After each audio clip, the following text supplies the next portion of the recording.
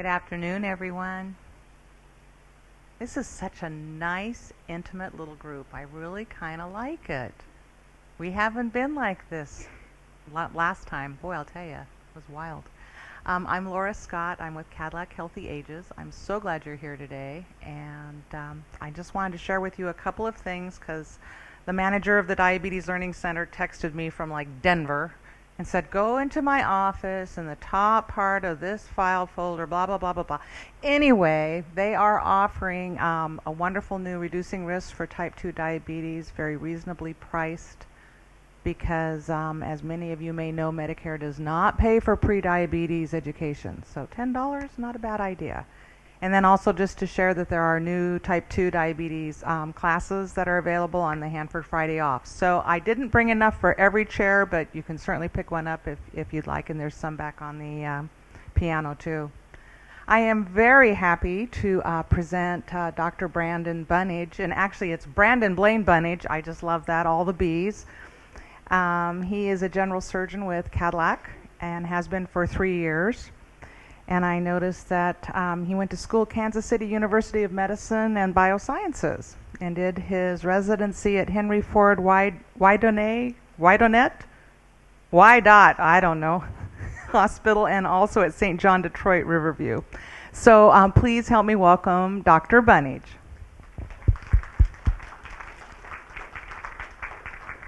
So, Breast Cancer Update 2013. I actually planned on doing this lecture, and then the media kind of took off with it. So I think it actually has more application now than I thought it did when I first started doing it. So it's going to start out very easy to understand, and it's probably going to get a little tough. That's why you all have a printout. I don't expect you to memorize everything, because at the very end I'm going to sum up what you should take home from this lecture. So breast cancer. We're going to start off with just talking about what is breast cancer. So breast cancer is just the uncontrolled growth of abnormal cells that usually originate within the tissues of the breast. You may have heard of the terms infiltrating or invasive cancer, and that can spread outside the confines of the breast. And this is not controlled by our normal physiology, and that's really what cancer is. It's no longer in check by our own body. So statistically, about 230,000 women are going to be diagnosed with invasive breast cancer this year alone, and about 40,000 of them are going to die from it. And it's not just women. It's a lot smaller in men, but I wanted to point out that there's still going to be over 2,000 men in this country diagnosed with breast cancer this year, and about 400 of them are going to die. Okay, so statistically, from 1980 to 2000, there was a steady increase in breast cancer rates in this country. And then about 2002, it started to decrease. And between 2002 and 2003 alone, we saw a decrease of about 4%. We think that's due to the fact that about that same amount of time, we found out that hormone replacement therapy in postmenopausal women was causing an increase in breast cancer rates, and a lot of people just stopped using hormone replacement altogether, and that's been a large reason why it's decreased. So some facts about breast cancer. So except for skin cancer, which is the #1 type of cancer that women get, breast cancer is the most common. So it's the second most common cancer we find in women. Lung cancer is the only type of cancer that kills more women every year than breast cancer. So of all the cancer diagnoses in the United States, breast cancer is responsible for 1 in every 3. That's how often it occurs. So I get this question a lot in my clinic. A patient will be diagnosed with breast cancer and they'll say, why me? Why did this happen to me? And the fact of the matter is we don't really know why it happens in certain women and not other women. There are some risk factors that we're going to talk about in a second. And that's really what we do in medicine. We try and find a causality. We look at patients who have cancer and we see what they've done in their life or what type of medication they have. We try and deduce, is there anything that's happened in their life that's made them more prone to getting breast cancer than other women? So here's the risk factors. For more than half of the people in here, unfortunately, we can't change that top one. So being female, that's a risk factor in and of itself for getting breast cancer. As you could see from the statistic earlier, women are far more likely to get breast cancer than men. And another one is just getting older. So it's something else we can't change. When you get old and you're a woman, you got to watch out for breast cancer. So the highest rates of breast cancer we see are in women that are above the age of 70. So this is an interesting, it's not very large, but being tall is associated with an increased risk of getting breast cancer, but it's very small. So if you can find a way to get shorter, then you might be lucky. My wife's in the crowd and she's very short, so I'm lucky that way. So hormone replacement. So hormone therapy, particularly estrogen, combined with progestin, can make the breast look more dense on mammograms. This is why you may have heard that if you're taking these, women who are diagnosed with breast cancer on hormone replacement, they are often more advanced than women found who aren't on hormone replacement, and this is why, because it's difficult to detect the breast cancer when you have dense breasts. So, especially when you're taking this for more than a few years, hormone therapy increases the risk of breast cancer, a finding that's been confirmed in multiple studies of different hormone therapy combinations. And it's not just limited to the estrogen-progestin pill. Estrogen alone also causes an increase. So other risk factors, women who've had more menstrual cycles because they started menstruating early, which is defined at age 12, and those who went through menopause at a later age, so 55. So basically what it is it's the longer your breasts are exposed to hormones that are produced by your ovaries, the higher your risk of contracting breast cancer. So that's why you'll hear a doctor, when you go in and ask him about this, he'll say, when did you have your first menstrual period and when did you have menopause? Because the more years you spend with that estrogen and progesterone circulating through your body, the higher risk you have of breast cancer.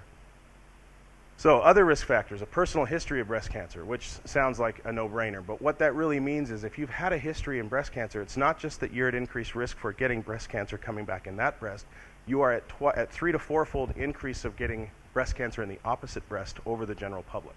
So if you've had a personal history of breast cancer, you really have to be vigilant and make sure that you're getting your screening to make sure that you don't develop it in the other breast. Now, I just wanted to point that out at the very end. That's not a recurrence of breast cancer if you have it in the other breast. Recurrence of breast cancer, you can even get a different breast cancer in an opposite part of the breast that you had it before. That's not called a recurrence, that's called a second primary breast cancer. So certain other risk factors, and you've probably heard some of these terms before, and these just predispose you for getting breast cancer. They don't in and of themselves become breast cancer, but as you can see from the numbers, they put you at about 1.5 to 2 times the risk of developing breast cancer over the general population. So if you've had biopsies that show those listed here, those put you at a slightly increased risk. So other risk factors are something called proliferative breast lesions. And what these mean is that there are certain things that when we biopsy, we know that these are going to grow at an abnormally fast rate. So atypical ductal hyperplasia. The word you need to learn in this is atypical. That's the one, because you can have ductal hyperplasia, and that doesn't scare us as doctors. But anytime we take a biopsy and we look under a microscope and the cells don't look normal, atypical means that the cell looks abnormal, and for some reason your body didn't kill it off. That's something that raises suspicion, and it puts you at a high increased risk for breast cancer, and you need to have it resected. So here's a link to a really useful tool at cancer.gov called the Gale Risk Model. And what you can do is you can go home on your computer, you can plug in your results. They'll ask you a series of questions. When you plug it in, it will give you your probability of contracting breast cancer within the next 5 years. So you do that at your own risk. Lobular hyperplasia, sure. So the ducts are where the breast, the question was, can I explain what the difference between ductal hyperplasia and lobular hyperplasia? In layman's terms, it's just where the hyperplasia is. It's just the cells that are growing too much. Where are they? Are they in the ducts, or are they in the lobules of your breast where you produce the milk? Other risk factors are something called lobular carcinoma in situ. Don't memorize these. You'll have to discuss all of these with your doctor, and you have them written down. But lobular carcinoma in situ, it doesn't appear that if we leave that in the breast that becomes cancer. We've left it in people's breasts, and it doesn't become cancer in and of itself, but it's a marker for cancer either somewhere else in this breast or even the opposite breast. So there are some treatments for it, but it doesn't need to necessarily be resected. But you can see that at the very bottom that you're a 7 to 11 times higher risk of getting breast cancer if you have that biopsy than if you don't have it. So family history. This is a question I get a lot too. People will come in and say, well, I have a family history of cancer. And so then we really discuss it and try and dissect out what risk factor that gives you. And with breast cancer, it's really high. If you have a mother or a sister, any first-degree relative that has breast cancer, that means you have twice the risk of getting breast cancer than somebody else does in the normal population. And if you have two, either a mother, a sister, or 2 sisters, then that puts you at 3 times the risk of getting breast cancer. So it's very, very important to let your physician know if you have any family history of breast cancer or any history of cancer at all. So altogether, people will wonder, well, how often does this happen? How often is it hereditary? How often, if my sister has it, what's the likelihood that I'm going to have it? So it's double the risk there, but only 15% of women have a personal family history of breast cancer. So let me reword that in a little bit more shocking. 85% of women who have breast cancer have no family history at all. There was nothing to tip them off that they should be screened. So we're going to talk about genetic risk factors because it's been in the news a little bit. So 5 to 10% of breast cancer cases are thought to be hereditary, meaning we know exactly what gene is putting this down to the next generation. And this, have you heard of BRCA1 and BRCA, people call them BRCA? You guys heard of that in the news a little bit? So that's the one we know the most about. And it's only going to account for 5 to 10% of all breast cancers. But these BRCA genes, what they are, is in our genetic code. On these genes, they produce proteins. And these proteins, when this is kind of a difficult slide to understand, but what it's basically saying is that when our cells divide and our DNA duplicates itself, sometimes it makes mistakes.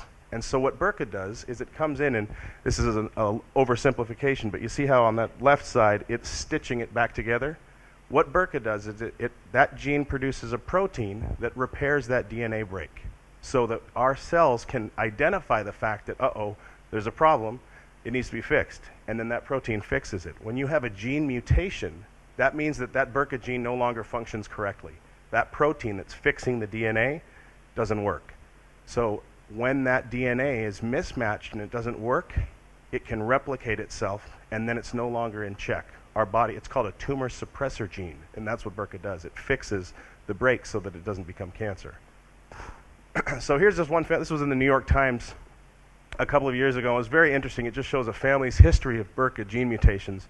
Started off with the grandfather who had colon cancer and his sister who had ovarian cancer, and then you can see how many people in their family were affected. Statistically, if you have a BRCA gene mutation, 50% of your children are also going to have it. And it's not just women. Men are affected by this as well. So here's the numbers. If you have a family history of BRCA and you are tested and you have that gene mutation, you are at a 60 to 80% chance of getting breast cancer in your life, and you're anywhere from 25 to 55% chance of getting ovarian cancer. Other risks, you can get pancreatic, colon, uterine, cervical, testicular, biliary, gastric, and malignant melanoma.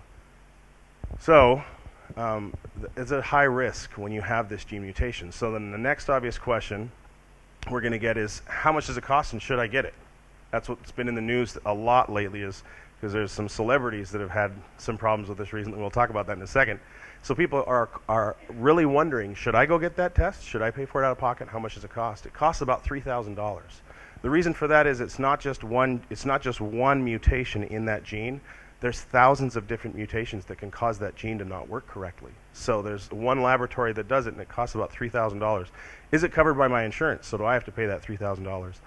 Sometimes. If you just have a desire to know if you have it and you want it tested, it probably won't be covered by your insurance. But if you have a strong family history, it usually is.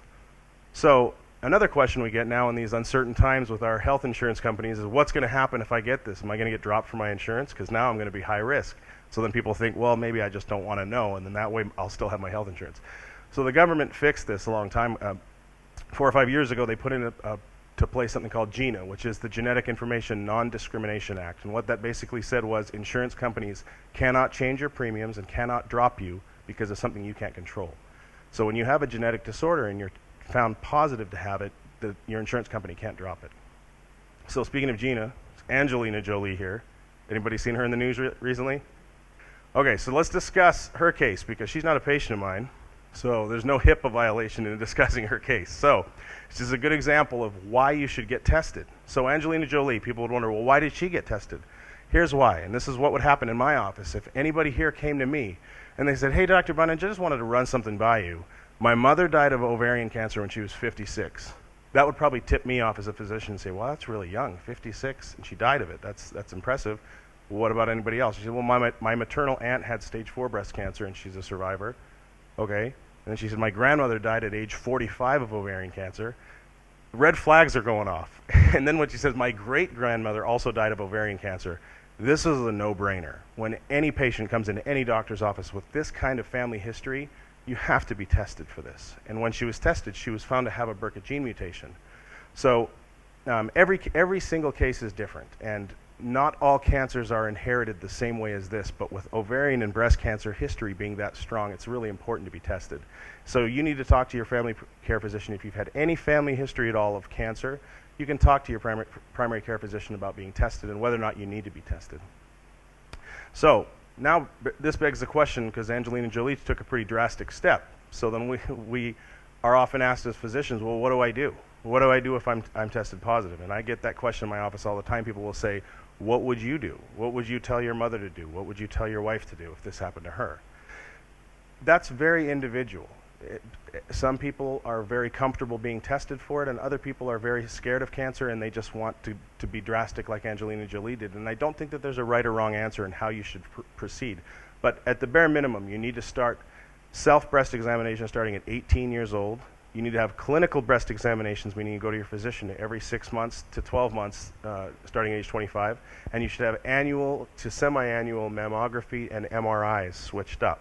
That's sort of been in the public discussion as of late, is should we be using MRIs to screen women? And yes, we should, but it's reserved for really women who are at high risk. So the BRCA mutation recommendation is that you have a twice yearly ovarian cancer screening as well, and transvaginal ultrasound. And this should really happen at either age 35 or 10 years younger than the family member who had that cancer. So now the mastectomy option that Angelina Jolie went through, this is very, very effective at reducing breast cancer. It reduces your risk of getting it about 90%. So it's very effective at treating that, and it's the same thing for taking out the ovaries and fallopian tubes. So breast cancer screening for everybody else who doesn't have this gene mutation, which is going to be the vast majority. Do you guys remember the number I said who have BRCA? How often does it occur? Anybody? 5 to 10%? Exactly. So 90 to 95% of people you know, that doesn't even apply. So we spent a lot of time talking about it, and it's not really that pertinent to everybody in the room. What is pertinent to the room is what should you do to prevent breast cancer? So let's start at mammography. I'm not going to ask you personal questions, but raise your hand if you know somebody who doesn't get their mammograms when they need to. You know anybody. Everybody else in here, everybody you know gets their mammograms and keeps up on their testing? See, that's why you guys are sitting in this room, because you're good. Everybody you know is good. But we're going to talk about people who don't. So you need to have a clinical breast examination by a physician every 3 years, starting from age 20 till you're about age 39 or 40. And once you hit 40, that's the magic number. That's when we say we should get annual breast examinations and yearly mammograms. Who remembers any screening controversy over the past couple of years? You guys remember that being in the news, where it was all in the news that, oh, wait a minute, maybe we shouldn't be doing the screening anymore? How many people in the room are confused about that? Well, I'm glad some people aren't. I'm going to raise my hand and put my hand in that pot. I'm confused too. It's a difficult question, whether or not we should continue with yearly mammograms or whether or not we should or shouldn't. And there's been so many different studies. So let's just break it down a little bit. This is the most important thing I want you to remember about the screening controversy. Look at the red. The U.S. Protective Task Force that first said, well, maybe we should not do this anymore, that was their guideline from their findings. They withdrew it because every single cancer guideline that was out there came down on them pretty hard and came down on the study and said, well, wait a minute. What you're basically saying is, let's stop getting mammograms in women so that we can stop people from getting unnecessary biopsies. But yet the women whose lives were saved from early mammograms were raising their hands saying, well, wait a minute. I'm alive today, and I'm a breast cancer survivor from an early stage because it was picked up early enough. And so that led us right back to where we were before. The American Cancer Society restored sanity to this discussion and reaffirmed its official recommendation that average women begin obtaining screening mammograms at age 40, and you need to continue as long as they have a reasonable life expectancy, which basically means if somebody has a whole lot of other comorbid conditions and problems with their heart, and they've had a stroke, and there's other things that put their life at risk, mammogram's probably not really that important at that time, but that's really a discussion between that patient and their physician and their family. So breast cancer. Let's talk about the different subsets of breast cancer. I'm not sure if anybody has heard of DCIS before. Has anybody heard of that? Good. It's very, very confusing, and women will come to my office being told so many different things. They are being told DCIS is not cancer. And so then they come to my office, and when as a physician, I'm talking to them about it, I say, well, the cancer hasn't spread outside the duct. They say, well, wait a minute. I was told I don't have cancer, so let's just get this straight right now. DCIS is called ductal carcinoma in situ. It is cancer. Now, you have to hear that, but then I'm going to follow that up with saying it is cancer that has not left the duct, meaning it's sort of in jail. It's still in the right place. It's not invasive. It's not going to kill you, But 20 to 30% of patients who have DCIS, if it's left untreated, that will continue to be invasive cancer. And we'll get to talk about invasive ductal carcinoma and inflammatory breast cancer in a minute. So DCIS is called non-invasive cancer because it has not spread beyond the milk duct into any surrounding breast tissue. DCIS isn't life-threatening, but having DCIS can increase the risk of developing an invasive breast cancer later on. So I don't know if you can see from this slide, the very top is a normal breast duct on the top left. In the middle, you can see ductal carcinoma in situ, meaning cancer. So this woman has cancer, but in the middle one, you see how that cancer is just contained within that duct? You see it? But the cancer has not left the duct, so she's not at risk of dying from this. This is not an invasive cancer. The cells are still trapped in their native position, and she's not going to die from it. But you see at the bottom, what can happen from DCIS is that cancer can find its way out. And you see in the bottom graphic, the cancer cells have migrated out of the duct and into the breast. That's why we call it infiltrating or invasive ductal carcinoma, because that has changed from something that was just stuck in the duct and it found a way out. Now it's invasive. So here's a slide that we look at as physicians. You can see the duct. You guys see the duct? The pointer's not working. You see the big round thing? See those nasty looking cells inside? They haven't left. They're stuck inside that duct. So this is what a pathologist would call me with and say, Dr. Bunnage, this is ductal carcinoma in situ. And that would let me know I need to bring my patient back in and talk to her about it. How do we find DCIS? This is where mammograms come in very important. They have a very common characteristic on mammography where we see calcifications that are indicative of either ductal carcinoma in situ or cancer. And this is what tips us off. You guys get your mammograms, then we get a phone call saying they have some suspicious calcifications, and they will classify that for us as physicians. Back about 20, 30 years ago, we had no idea how to qualify this. One radiologist would call and say, hey, I think this is cancer. Then another one would look at it and say, oh, that's not cancer, don't worry about that. So there was such a very discrepancy between one person and the next that they finally all got together on the same page and they said, look, we need to have a set guideline as to how much risk someone's at if they have a mammogram that looks like this, and it's called a BI-RADS classification. All you have to remember from a BI-RADS classification is as higher the number goes, it starts from 0 all the way to 5, and the higher the number goes is the higher the risk that that is cancer and it needs to be biopsied if it's a high risk. So with this diagnosis here, what will happen is you'll get the mammogram and then we'll send you to have it biopsied. Either the surgeon can biopsy it or it can be biopsied in the radiology suite at the hospital. So here's something called a stereotactic biopsy. What this is, you see on the top, the needle's going right into those calcifications. So you get the mammogram, you have the calcifications, you go in and get put on this table and it looks very uncomfortable. I feel for you, it does not look comfortable at all to me. But that's where we get the tissue diagnosis. What we just showed you, that slide where the pathologist looks at it, it comes from that needle. When we find it, that's when we have to talk about what we're going to do. And DCIS, like I said, is not invasive, but without treatment, these abnormal cells could turn into invasive cancer over time. Again, 20 to 30% of these will turn into it. That's low-grade DCIS. Higher grade meaning the cells look a little more ugly within those cells. Remember we talked about atypical cells? In high-grade DCIS, those cells look a little more angry. They're spreading quicker. They're duplicating quicker. And those are more likely to turn into cancer than the low-grade lesions. So how do we treat it? That's the big question. And each case is individualized. I'm not going to get into every nuance of DCIS, but just suffice it to say, it needs to be removed. All of it needs to get cut out, and you need to have negative margins, meaning when the pathologist looks on that scan, he needs to be able to see that the outer edges of the thing that I cut out is normal, so that all of those cancer cells within those ducts are gone. As long as those are gone, then you can be deemed that you're safe from it. You are still at increased risk of getting breast cancer, and there are some treatment modalities for it. But in a nutshell, here's what we would do in the operating room. You can see in the top infographic that there is a needle placed down by the calcifications. I will go in and make a little incision above the needle, dissect down, and cut around all the tissue, and then I'll send that off to the pathologist, and he'll tell me whether or not it was adequate. Then they're going to send this off for something called receptor status. Has anybody heard of this before? Estrogen and progesterone receptors? Good.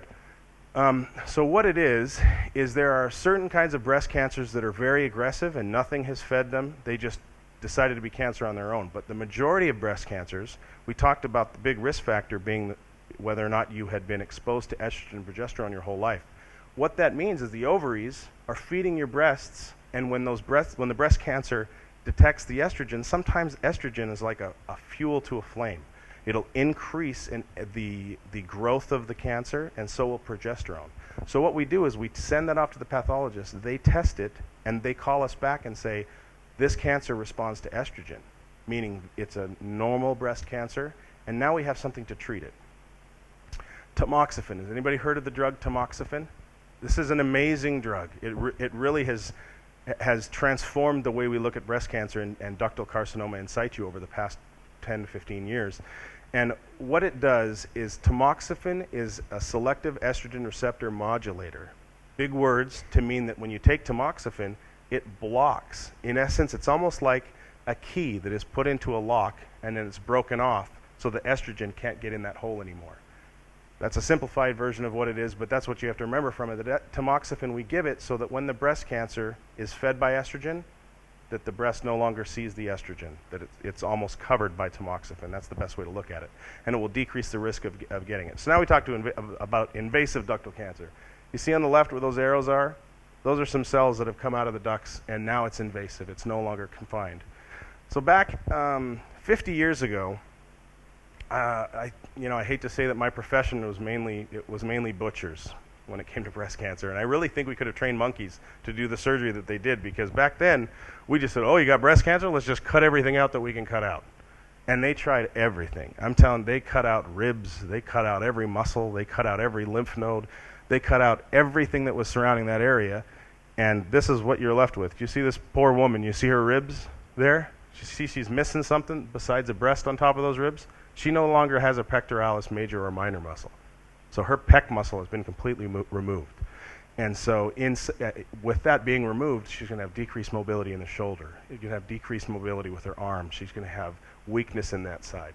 And you can also, have anybody heard the word lymphedema before? Yeah, when we just strip out all those lymph nodes, this is what we get. You see her right arm? That looks a little uncomfortable, doesn't it? It's painful. It's difficult, and there's really no way of reversing this. We can sometimes put on compression stockings, we can help it a little bit, but we can't reverse this completely. So this left us scratching our heads as physicians. And what we'd say as surgeons is, well, wait a minute, is this really helping? And yes, there's no question that taking off the breast, taking off the muscle, taking all those lymph nodes saved lives. But were we being a little bit too aggressive? And this is why I love the practice of medicine, because it's called practice, and that's what spurs research. That's what makes us take a step back as surgeons and say, well, wait a minute, can we still get the same result by not being quite as aggressive? And so we really saw a transformation over the past 30, 40 years when we said, okay, well, let's just try this. And it was step by step. We said, well, let's take off the breast tissue and the lymph nodes, but let's just leave the muscle behind and see if that makes any difference. And what did we find? No difference. So we did no woman any favor by taking that muscle. It really helped to take the breast off, and then that made us take a step back further even more about 15 years ago when we said, well, when we're stripping all of these lymph nodes, you saw that arm? As physicians, we said, is there any way to not make these poor women's arms blow up like an elephant leg? And so then we said, well, what if instead, we're going to talk a little, I'm going to show you a picture here. Here we go. So we said, what if instead we just take the nodes that we need, and what if we just take out the cancer instead of the whole breast?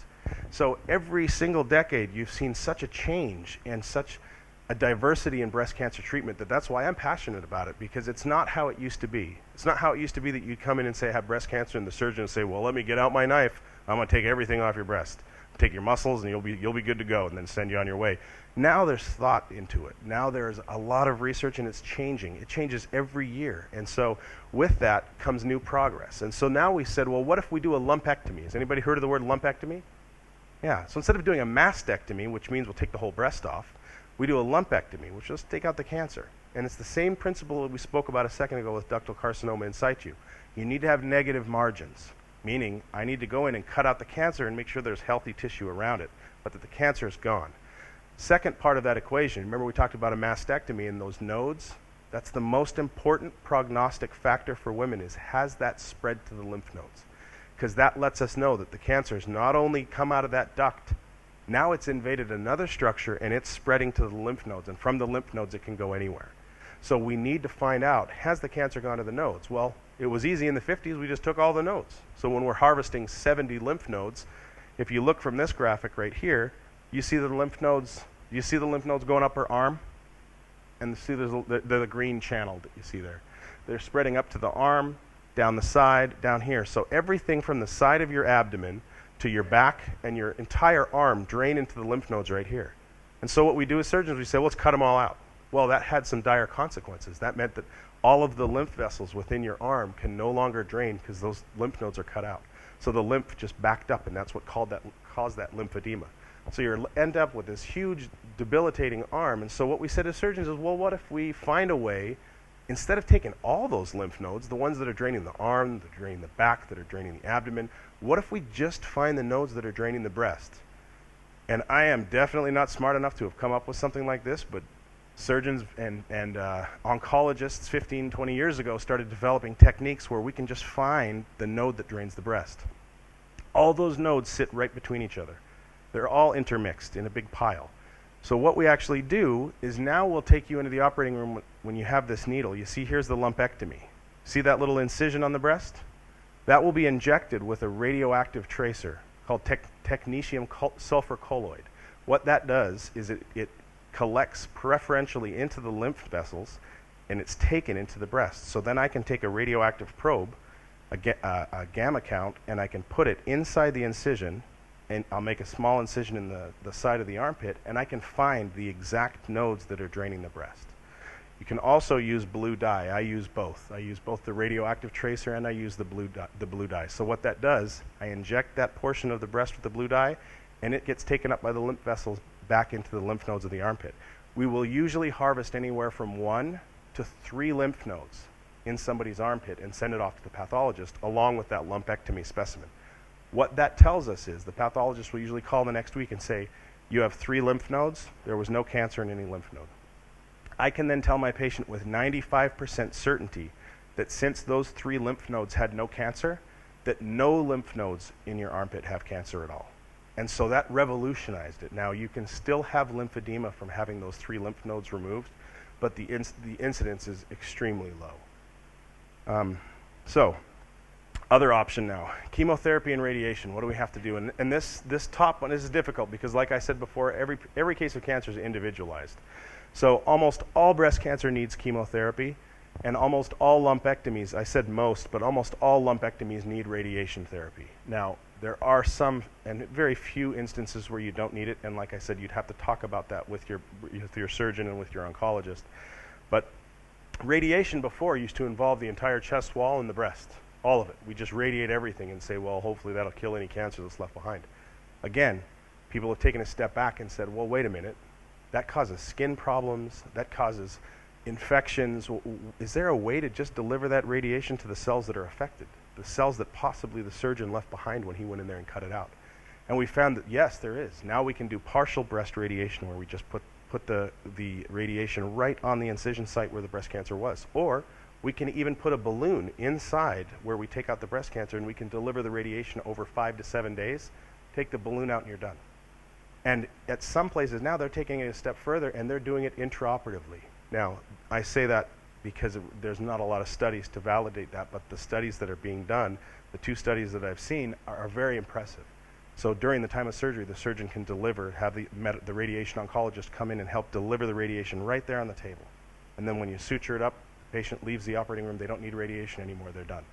So we're taking so many steps, and it's impressive to know that there are an army of physicians behind every doctor that you go see that have paved the way to breast cancer becoming more treatable and where it is today. So there are some exceptions. Like we talked about in selected cases, chemotherapy and radiation might not be necessary, but that's something you'd have to discuss with your surgeon. So here's the next option, mastectomy. You notice that you can't see her ribs up on the top because she still has her pectoralis major and minor muscle.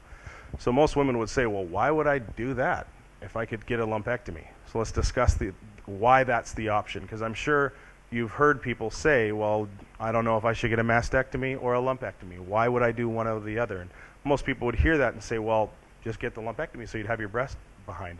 So mastectomy is sometimes the only option you have. You can't get a lumpectomy. And the reason for that is sometimes you have a really large breast cancer and relatively small breasts. Well, the whole goal of doing a lumpectomy is to leave you with a cosmetically acceptable breast, but after you get radiation therapy to it, if you cut out a large segment of the breast and radiate it, you're left with not a cosmetically pleasing result, and usually that's not something that any surgeon would do. So that's why if the tumor is large relative to the size of the breast, you can't get a lumpectomy. If the tumor is spread throughout the entire breast, obviously you can't.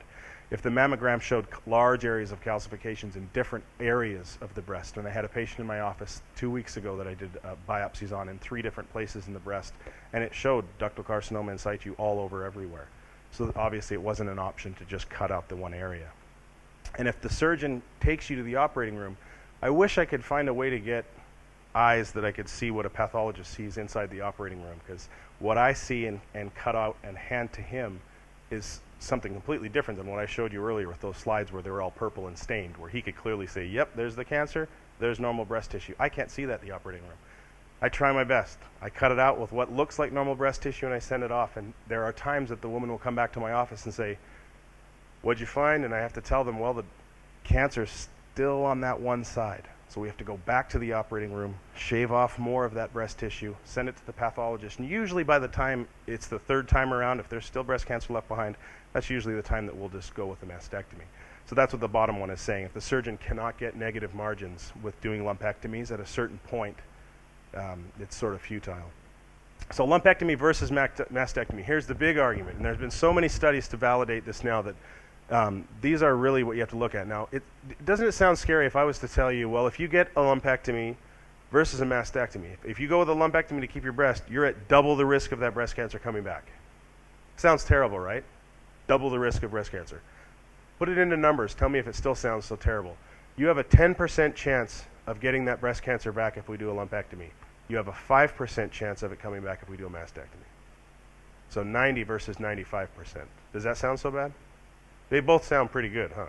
But if we word it that way and say, well, you're at double the risk, women will immediately say, whoa, I don't want the breast cancer coming back. If it's double the risk, I don't want to deal with it. But if you put it in numbers and say, if we do a lumpectomy, 90% of women do not have a recurrence in that breast. And if we do a mastectomy, 95 don't. They'll usually say, well, if it's an opportunity for me to keep my breast at only 5% difference, they'll usually go for that option. So here's what you have to keep in mind. It is double the risk of the breast cancer coming back, but the chance of dying of breast cancer is exactly the same. It does not change despite the fact that it's an increased risk. And the reason for that is we find it.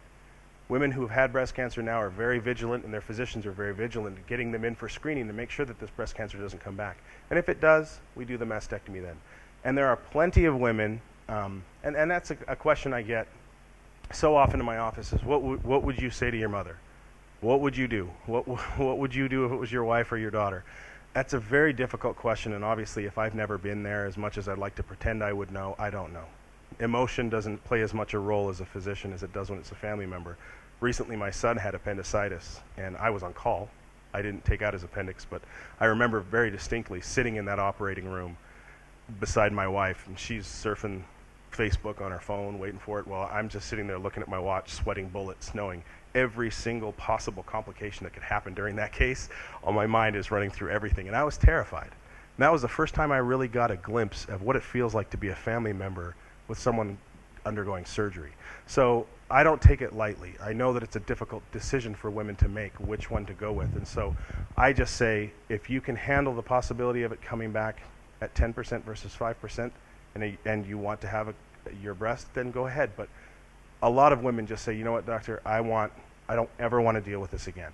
I don't ever want to worry about it, because that's a big source of anxiety. If you still have a breast and you have to go back and get mammograms, and you're sitting at home feeling your scar, and you're feeling around the side, it's a source of anxiety for women. They'll come back to the doctor 6 months later and say, is this something else? I've had breast cancer patients come back to me. I've only been here 3 years. I've had some breast cancer patients come back 3-4 times and say, can you just biopsy this scar? Right, there's a bump right here. And I've had to cut out that portion and send it to the pathologist, and he says, nope, it's not cancer, but it's a source of constant anxiety. So, and that doesn't necessarily change with a mastectomy or a lumpectomy. You're still going to have scars and you're still going to worry. But Lumpectomy, the benefits are you're going to retain most of the feeling in your breast. You retain usually a cosmetically acceptable breast. Your pain is a lot less and your recovery is going to be a lot faster. Mastectomy, it's a 95% cure of cancer on that side. Less anxiety regarding recurrence, and usually you can avoid the need for radiation therapy. You guys got to hear that. That's important. With a lumpectomy, you have to have radiation. That's not an option. I mean, it's always an option. It's your body. But if you get a lumpectomy, we really have to radiate those cells that are left behind. You still have a lot of breast that's left behind, so we need to make sure that the breast cancer doesn't come back at the site that we cut it out. When you have a mastectomy, that's usually not the case. Sometimes it is, and that's usually if it's spread to the lymph nodes or we didn't get it all or it's invading the chest wall, you need radiation. But for the most part, you don't have to have radiation, so that's a big benefit. Life expectancy. People always ask this question, Doc, am I going to die? And it's a difficult question, and you know what? When I first started in medicine, I was like very hesitant to level with people and be honest. And then now I'm to the point where I feel like I'm a liar if I don't. I feel like if I was a patient coming into an office and my physician knew that I had stage 3B breast cancer, and he said, well, you know, we're going to treat this, you're going to do fine. But then we had these numbers. When I had a 40 to 65% chance of surviving 5 years, I'd want to know. How many people in the room would want to know? Yeah. How many people in the room would want their doctor to just avoid the truth? Nobody. But that's the way I felt. I felt like I couldn't deliver that kind of information to people. So people ask, what are my chances of surviving? So this is really how we gauge what your breast cancer stage is, the size of the tumor, and whether or not it's hit those lymph nodes, because if it's on its way to spreading, that's not good. Or if you have metastatic disease. Who's heard of the term metastasis or metastatic? Okay, does everybody know what that term means? That means that that cancer has now migrated from the tissue where it started to tissues where it doesn't belong. So it's gone to the lymph nodes, off to someplace else. Lymph nodes in and of themselves are not metastasis. That's the lymph nodes. That's the N. You see here we have TNM. Those three things are the components that tell us the breast cancer staging. So let's go here to prognosis 5 years. Now these are, obviously this is an oversimplification for this lecture's purposes. There are multiple stages within 2A, 2B, 2C, 3A, 2. But basically what it means is if it's spread to the lymph nodes, we look at prognosis. If we can find breast cancer early, 90% of patients will be alive in 5 years. That's including the patients who have died for some other reason. So if we call up a breast cancer patient 4 years later and say, hey, can I speak to so-and-so? Oh, they died. Could have been a heart attack. They could have died of a stroke. But they have a 90% survival in 5 years. That's great. That's fantastic numbers. Stage 2 breast cancer, 75 to 85% of patients will still be alive in 5 years. That's if it's spread to 1 to 3 lymph nodes. So a lot of patients feel like if they have lymph nodes that come back positive, oh, that's it. I'm not going to survive this. Look at those numbers. How many people in here would play those odds in Vegas all day long? I would. 75 to 85%, I'm in. I'm all in. So stage 3, 40 to 65% of patients will still be alive. And stage 4, that's when we get to 15%. That's why we should have a round of applause for her right here. 15%. Wonderful. Wonderful. So it's never a death sentence. You can see here from the numbers it's not. Now let's talk about, just touch on inflammatory breast cancer. Does everybody see what's wrong on that picture above me? This isn't my patient, by the way. It's a Google image, so I wouldn't put any of my patient's images up here. Can anybody tell me what's wrong with that picture? Wow, that's a perfect answer. Did you hear what she just said? Have you heard that term before, or did you just say that? Awesome. She'd never heard that term before. She said it looked like an orange. Did you guys even hear that? Yeah. A surgeon, I don't even know when, way back when, a French surgeon called that peau d'orange. That means orange skin. And that shows you that that breast cancer has now inflamed that part of the skin. That's called inflammatory breast cancer. When you see this, ladies, you waited too long. Go ahead. Oh, no, it's a great question. She asked the question, is that the same thing as cellulitis? It's not. Cellulitis is an infection. Inflammatory breast cancer means that the breast cancer has gone through something called the dermal lymphatics, meaning that the tissue in the dermis itself is infected with is not infected. It's invaded by breast cancer cells. That's called inflammatory breast cancer.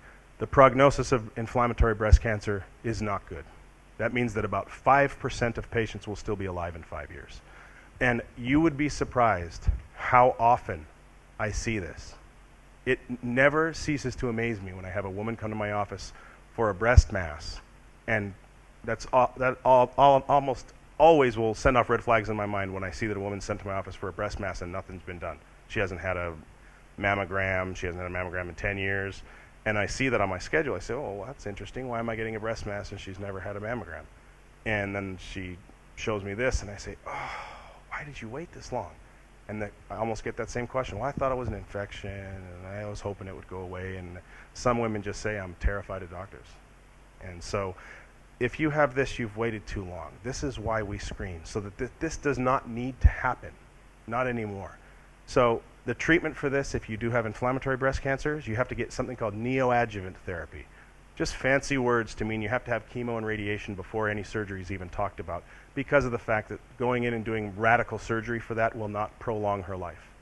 So take-home message for today's lecture, and we'll have some questions in a second. The take-home message I want everybody here to remember, 12.38% of women born today will contract breast cancer in their life.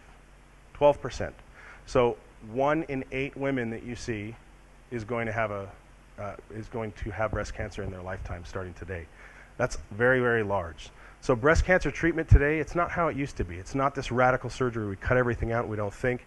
It's engaging. It's complex. It's challenging, evolving, and it's extremely individualized. Every single woman, every single cancer is different.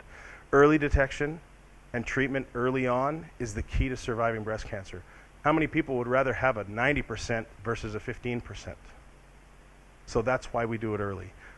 So if you can do one thing today, everybody here that didn't raise their hand when they said they don't know somebody who hasn't had their mammogram, think real hard. I'm pretty sure you know somebody who hasn't. Find somebody who hasn't. Talk to them about it. Let them know that although a mammogram is uncomfortable, it saves lives, and that's how we're going to continue to progress in this field. Thank you, and we're available for questions now. Yes. Absolutely. So her question was, would this lady who had the orange skin, would something have tipped her off before then? Is there something that happened? Absolutely. The woman who had that orange skin like that, the inflammatory breast cancer, she had a large mass in her breast before it got that bad. She had breast cancer that spread. And I'm not going to paint everything with a brush. I'm sure there are some exceptions to that where that really was the first time she noticed it, and she's had her mammogram every year. That is a possibility, but that's the outlier. Usually when I do a breast exam on a woman whose breast has that skin, it's hard as a rock. The entire breast feels harder than a grapefruit. It almost feels like a softball. So the cancer is already advanced. That's a good question. She said she had that for years before she came to you. Usually she's had it for a long time. Sometimes cancer is very aggressive and it can pop up quickly and it can progress quickly. But usually, yes, it's been present for a while. That's a good question. She wanted to know why the nipple is always removed. I'm not quite sure who's always removing nipples, but that's not the case. With a mastectomy, it's almost always removed, yes. Because what you saw, and I'm sure people, you asked that question because of Angelina Jolie's surgery? Yes, I get that question, yes. Well, what happened with Angelina Jolie? She did not have a mastectomy for cancer. She had a prophylactic mastectomy, meaning she knew she fit in that 60 to 80% chance of contracting breast cancer from the BRCA gene mutation. So she elected to have her breast removed before she ever had cancer. In that instance, she was able to preserve the nipple because she didn't have cancer. And we can do that. That's just called a subcutaneous mastectomy. We just take out all the breast cells, and as long as there's no cancer involved underneath the ducts, you can leave your nipple intact. And that's usually why there's a difference, because one's being treated for cancer and one's prophylactic. He was asking, what about the males? Because we talked about it early on in the beginning. With men, there's no screening modality for breast cancer. With men, you have to be much more vigilant about the fact that you have a lump in your breast. And don't just wave it off and say, oh, it's nothing. You have to talk to your physician about it and get it biopsied. If you have some mass in either breast that's popped up, you need to have it biopsied. More importantly, you need to look at your family history. If you came and talked to me and you said, Doc, my mom had breast cancer, my sister had colon cancer, my grandmother had ovarian cancer, I would send you to a geneticist and I'd get you tested for a BRCA gene mutation. If you had a BRCA gene mutation, you'd run the same risk of anybody else. You could have a prophylactic mastectomy, but I would probably just be, with a male, I'd be more vigilant in making sure you're getting breast exams every 6 months to make sure you don't contract it. But more importantly, you'd have to look for other cancers. So yeah, it's a good question. But in males, it is difficult to detect, and for that reason, more men die of it than get it, because by the time they feel it, it's more advanced than it is in women. what causes breasts to become dense. Usually you have dense breasts when you're younger. That's why we don't recommend getting a mammogram at all under age 30, because it tells us nothing. A lot of that has to do with estrogen and progesterone. While your ovaries are working, you're going to have more dense breasts than you are as you get older and you age. A lot of times when you've had children and you've breastfed and the breasts have doubled or tripled in size and they go back down, the breasts aren't quite as dense as they used to be, but still estrogen and progesterone are responsible for the breast swelling and getting larger. Yeah. So the question was, I was saying that estrogen progestin pills increase the risk of breast cancer, and she was saying, so should women not be taking this? And what about intravaginal estrogen? I would not make that determination, because every woman takes those pills for different reasons. And some women, the risk of having increased breast cancer and the risk of not taking those pills, the benefits, the side effects that you get from menopause and from osteoporosis, sometimes those can outweigh it. And so that's individualized. You'd have to talk with your physician about it, and he can tell you your risks. But I personally am not a fan of the hormones. Yeah. No, but I've heard many things over the years about tamoxifen. She was asking, she saw something in the news that was negative about tamoxifen. Tamoxifen has side effects that you have to weigh against not having it. And let me put it in perspective of numbers. Tamoxifen, in some cases of ductal carcinoma in situ, when you take tamoxifen for 5 years, your risk of developing breast cancer drops from 20% to 12%. So anything we can find that's that dramatic, that can drop your risk of getting breast cancer in half, even if the side effects can cause blood clots, can cause increased risk of stroke, not getting cancer at 0.5%, that's pretty great. At half the amount, 20% to 12%. And that's the same for LCIS, the lobular carcinoma in situ that we talked about. Treatment for that is, if it's estrogen receptor positive, you would need to be on tamoxifen, and that would decrease your risk of getting breast cancer from 20 to 12. So those are great numbers, and those are the things we shoot for as physicians. And unfortunately, there are going to be outliers. There are going to be patients who have untoward side effects that are very extreme, and so we have to weigh the risks and the benefits. And the unfortunate thing you see on TV is that lawyers like to go after those outliers because they make a lot of money on it. But as physicians, this sort of sometimes there's a pervading fear that there's a conspiracy out there that doctors don't want to cure cancer. I can assure you that's not true. If we could find a cure for cancer, we'd all be in. I would definitely rather treat women preventatively than have to deal with breast cancer. So anything we can find that helps us along the way, and people will ask that question, do you think you'll ever have a cure for cancer? And I raise my hand and say there is. Early detection, early treatment, we can cure cancer. 90% of women are still alive in 5 years of stage 1. To me, that's a cure. It might not be the cure that we're looking for, meaning we'll never see it again, but early detection is the key. Okay? Thank you very much for your attention. I appreciate it.